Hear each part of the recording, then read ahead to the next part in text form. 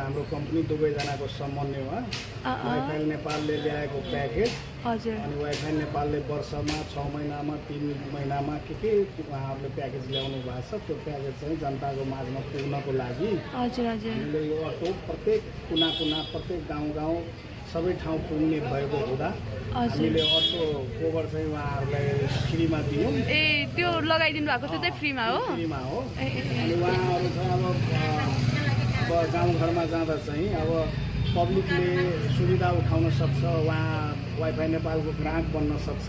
हजुर त्यसैले हामी चाहिँ यो प्लान ल्याएको। अटोवालालाई पनि फ्रीमा हुने भयो, उहाँहरूलाई पनि घाम पानीमाबाट सेफ हुने भयो। हजुर यो प्लानिङ चाहिँ हामीले पुरा सोचेर ल्याएको हौँ। र यसले के हुन्छ, टिकटकमा युट्युबमा मन परेको चिजहरू हेर्ने नभए भगाइदिने।